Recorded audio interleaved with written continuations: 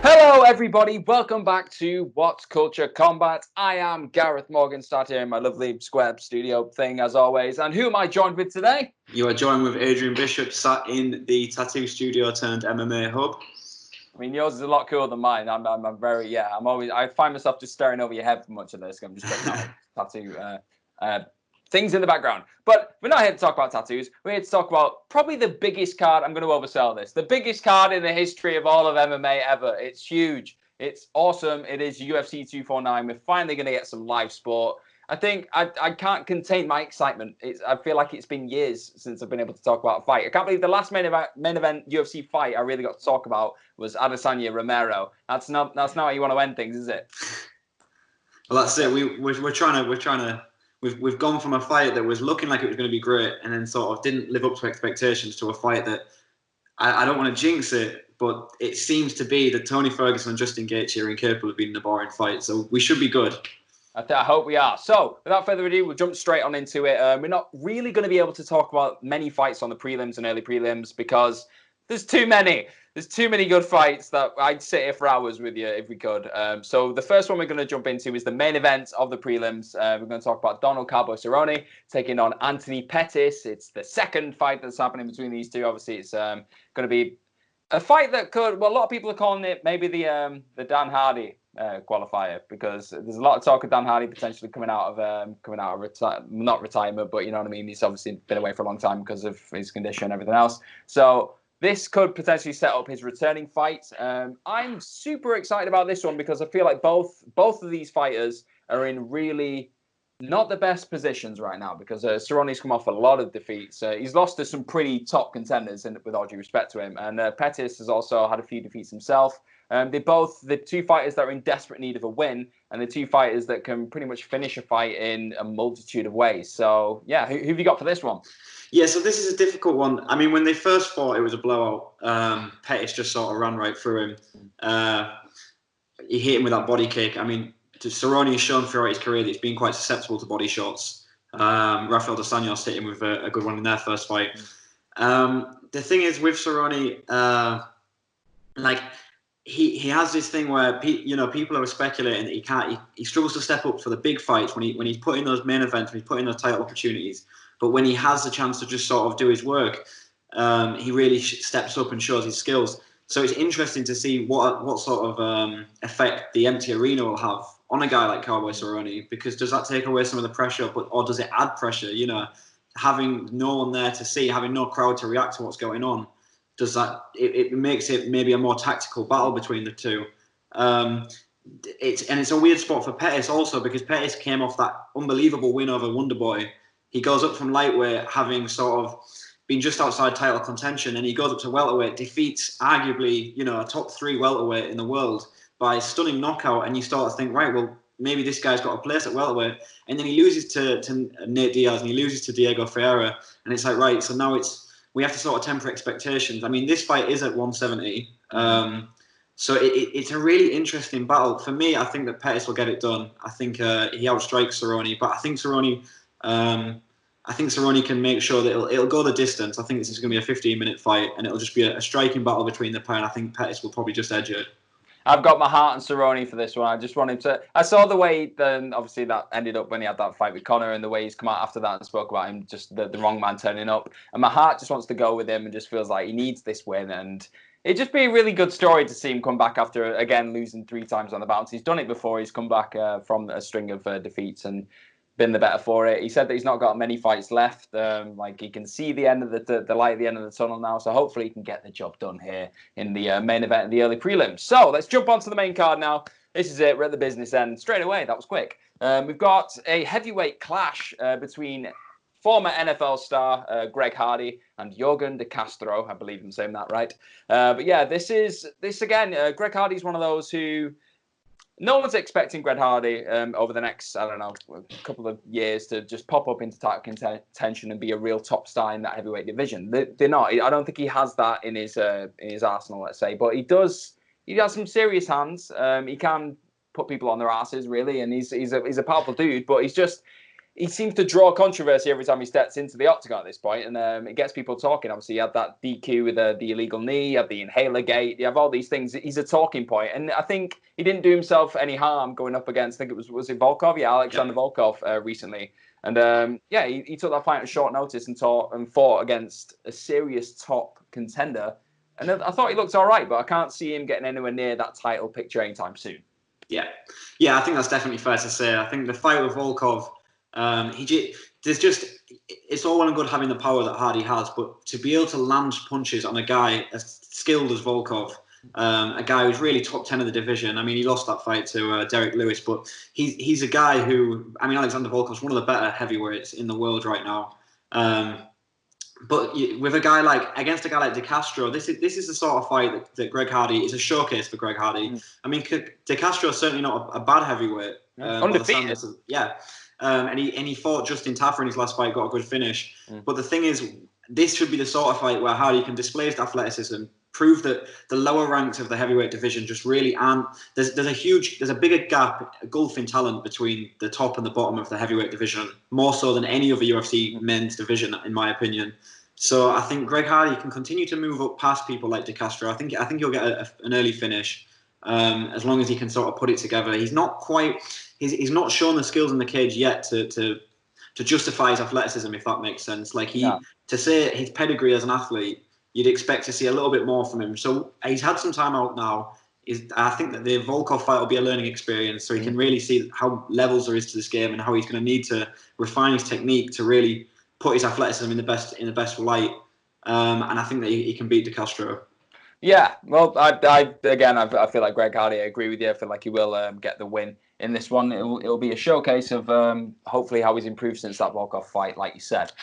So the next fight we've got on this main card is it's an interesting one because it's a featherweight clash. It is Jeremy Stephens taking on Calvin Kattar, and this one for me, I feel like this has surely got to be a finish, right? I mean, obviously, you look at Jeremy Stephens, look at some of the fights he's had in his past. He's an absolute thug in the octagon. Really, he's just every time you see when people step in the cage with him, they come out, they're bloodied up, they're battered, and I feel like he's gone up against some of the best that the featherweight division and probably the lightweight division have had to offer. He's been up against the likes of Cerrone, Pettis, Cub Swanson, Charles Oliveira, but he's just not been able to get it done. Do you know what I mean? He's one of those guys, he's just been around forever, but he's not been able to get himself into that top bracket. Yeah. And I feel like Kattar's another one who's he lost last time out to Zabit, lost by unanimous decision. Some people seem to feel like if that fight went to 5 rounds, he maybe would have come into his own, maybe would have actually got the better of Zabit. He was looking like he was coming into his own as that fight was going on. So this one's pretty tough to call, I think, on the face of it. Yeah, it's a difficult fight because Stephens is one of the most experienced guys in the lighter weight classes. He has, like you say, he's been around forever. I mean, generally, lighter fighters in the lighter weight classes in combat sports don't tend to last as long. You see guys at heavyweight get into the late 30s. I mean, Stephens isn't old for a professional athlete, but the thing is, when you're one of those lighter weight classes, he's only 33, but he's been around in the UFC, I want to say, for more than a decade at this point. Well, 2007, I believe, that was it. Yeah, that's when he first started. That's madness. Which is crazy. I mean, he's probably the most tenured UFC featherweight there is. Mm-hmm. But when you look at it, for me, Calvin Kattar is exemplifies what MMA can be at its best. His striking, his 1-2, just as a boxing purist. Like, for someone who didn't start out boxing, to be able to throw punches like he does, it's beautiful. I mean, he didn't look his best against Zabit, so it's interesting to see whether he's actually going to be able to step it up and put on that level of performance that I think a lot of people are expecting of him. I don't want to disparage Stephens by saying it, but he's very much a gatekeeper in this division. If you can get past Stephens, that really says a lot about your chances against the top guys. So for me, I think Kattar can overcome the power of Stephens if he can get through that first round and avoid that power that Stephens carries in his hands. Then I think he can get the job done, possibly over 3 rounds or maybe over a late finish. Yeah, and it's also worth knowing as well that Kattar, not Kattar, that I keep saying because I'm an idiot, he's never been knocked out either. So that's one of those things where you can't see.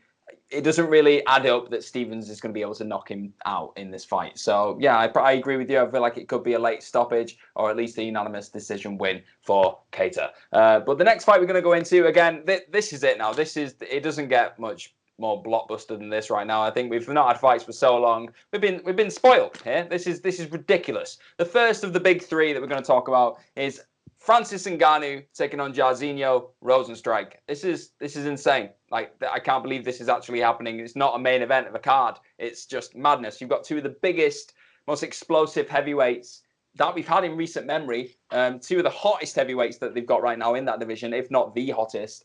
And it's just there's got to be a finish, right? This just screams first round finish, surely.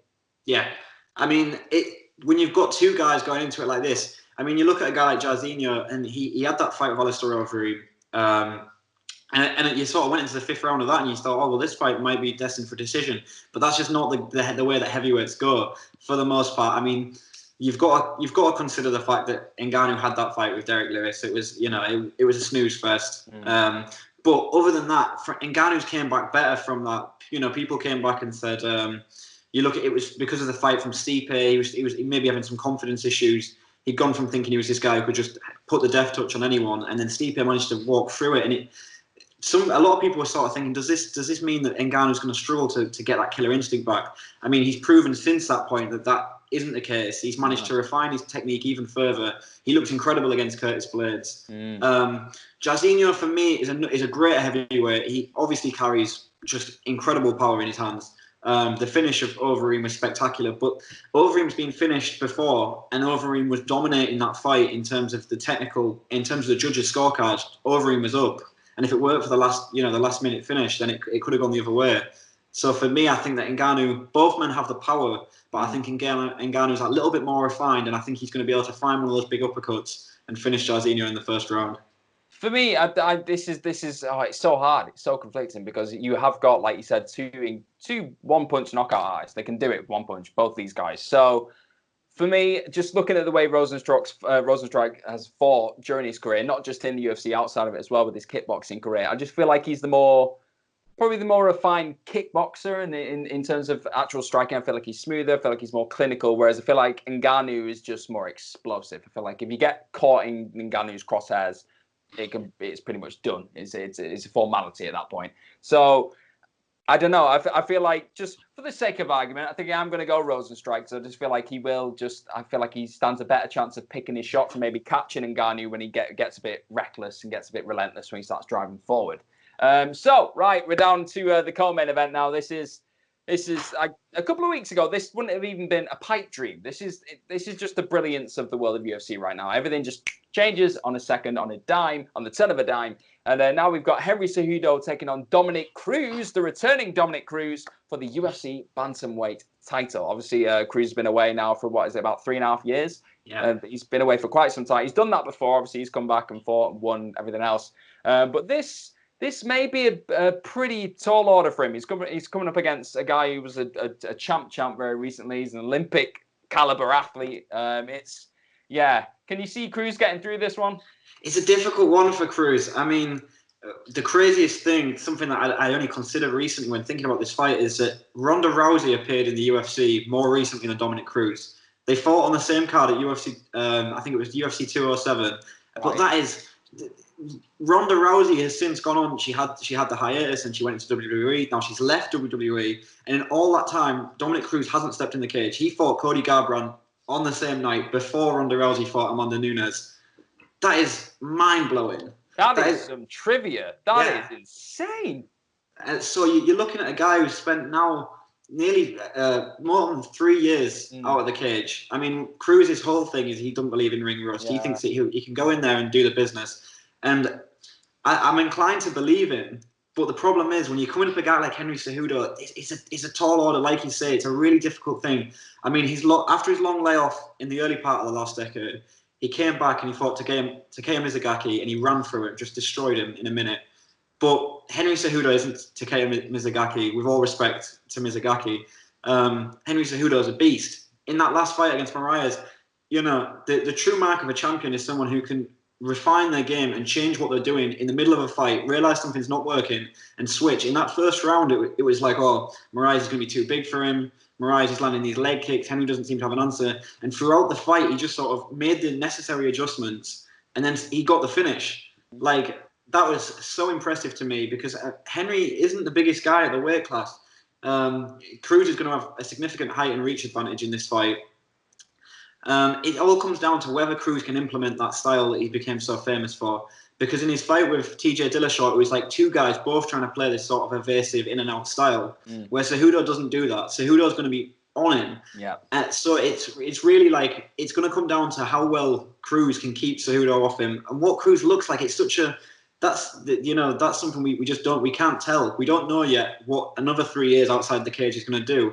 Cruz might not believe in ring rust, but there's definitely an element of the game moving forward. A guy like Cejudo, when Cruz left the division, Cejudo was still struggling to make 135, and he'd not really shown this level of brilliance that he'd later come into.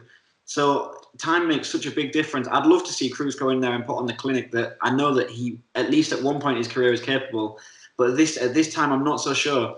It's going to be a difficult fight for him, but I think if Cruz can stick to the game plan, if he can stay away from the power that Cejudo has, and that relentless energy that he sort of keeps, I think Cruz can keep him off. And I think Cruz might just take I think he could get to 5 rounds. I think Cruz could take this. You're taking the Cruz over the cringe. My goodness. I'm going to take the cringe. I'll be honest. I feel like he's just been in... I watched a video of him training the other day in his little isolated camp where he's been doing his work. And I think the person who was like just working on his strength training said the frightening thing is you think he's got to a point where he's an Olympic caliber athlete. You feel like he's got to a level where he's like, he can't get much better than an Olympic caliber athlete. And then he comes back and he just ups it every time, gets stronger, gets quicker. So I just feel like if anything, he's going to be hungry for this fight. It's another legend to add on his resume. I know he was going for Aldo, but obviously now he's got Cruz. He'll be up for this, and I can only see the cringe beating the Cruz. So right now we've got this insane main event that we're just going to have to try and just make heads or tails of at this point because once Khabib versus Tony Ferguson, now Tony Ferguson versus Justin Gaethje for the interim UFC lightweight championship. Dana's been saying for weeks, ever since this fight has been up in the air and been suggested, he said, if this fight goes ahead, you are guaranteed a bloody all-out war. It's a given. And like I know many things in UFC, like many people say, anything can happen when you get in the octagon, and that is true for the most part. But here, it's certain. You're going to get two people who literally guaranteed going to break each other's faces. Anybody who fights Tony within minutes, they cut up, they're bloody, they're battered. Anybody who fights Gaethje, if he's in the mood, if he's on it, they tend to end up in a heap on the ground. And he's a very different prospect now to what he was before he had those 2 defeats on the bounce where he lost those back to back. He's become a much more composed, much more I'd say clinical and intelligent fighter than what he was before. He was just quite hard-headed, just tend to steamroll through people, and it was working for him, so why change it? But now I think he's at a point where he just knows that he's got that power, he's got that ability to finish anybody, and he just picks his moments. But I feel with Tony, he's one of those people, if you're not on him 24/7, closing that distance, piling that pressure onto him, it's going to be a long night for you. But you get too close, you get elbowed in the face. What do you do? Yeah, it's such a fascinating matchup because you've got two guys where, Justin Gaethje's the leg kicker. That's his thing. He leg kicks with everyone. He leg kicked with Edson Barboza. He has done it to everyone. But Tony Ferguson, as silly as it seems, when he's kicking metal poles to condition his shins, this is a guy who isn't afraid to trade leg kicks with a leg kicker. That's a really interesting thing. What for me is so fascinating about Ferguson is that he's a mix of solid fundamentals mixed with just crazy stuff on top. Like the guy has a jab. Very few fighters in MMA have a jab quite as educated as that of Tony Ferguson. But yet you'll see he's got his chin wide up in the air. Sometimes when he's throwing punches, he'll do things that conventionally make very little sense. And yet he's managed to make them work. Like he's managed to become a very competent fighter, an exceptional fighter, in fact, by doing things that on your first day of training, a guy will say, tuck your chin in, keep your hands up. But Ferguson makes it work. When he does those crazy rolls, he dives out of the way of rolls, like Granby rolls, and he's attacking leg locks and stuff out of nowhere. So this is this is a world. This fight is going to be a whirlwind. This is incredible stuff, getting these two guys together. It's a shame for Ferguson that he's now fighting for his second interim belt, having never lost the first interim belt that he won. But it's by the by. If he wants to choose to step in the cage and fight a guy like Justin Gaethje, that if anything, that just makes the legend of Tony Ferguson even bigger. A lot of people would have sat there and gone, "I'm going to wait for Khabib. He's earned Khabib, undoubtedly. That fight needs to happen." But that's not the kind of guy he is. He's the kind of guy who's going to take a challenge on, and Justin Gaethje is the challenge at the moment. Mm-hmm. If it were going to be Ferguson for Gaethje, it was going to be McGregor. That's what people were saying. So you're looking at two guys who are at the very elite of the weight class, very elite at 155. And I just think when these two guys come together, we're just guaranteed an incredible fight. Rarely do you get a fight that is so, based on their track records, is so guaranteed for success. So in terms of an actual prediction, it's so hard to try and make one. So hard. I've got to twist your arm. Come on, who have you got? I think it could go anywhere, but I think that Ferguson does the damage on his bottom. I think they find their way to the ground. Ferguson does some damage on bottom, and I think he hits a Das or an anaconda choke somewhere in the middle rounds. I think he outlasts Gaethje, drags him into deep waters in a way that Gaethje really hasn't been before, and he finds the finish. But that could go either way. I disagree. Gaethje's crashing the party in the second round. Mark my words, it's happening. So they have been our UFC 249 predictions. Bit of analysis thrown in there as well. Let us know what you guys think in the comment section below. I'm more than sure that you're all going to be watching this card when it goes down on Saturday night. And we've got even more fights coming in the next couple of days. It's going to be a hell of a week. Hopefully we'll be there every step of the way with you. I have been Gareth from WhatCulture Combat. You can find me on Twitter at gmorgan04. Where can they find yourself, Adrian? They can find me at AD on Twitter. Fantastic. Don't forget to follow WhatCulture Combat on Twitter and keep your eye out for many more videos that we've got on YouTube. Don't forget to like, share, subscribe, click on all the buttons and ring the bells, all the good stuff. And hopefully we'll see you very, very soon.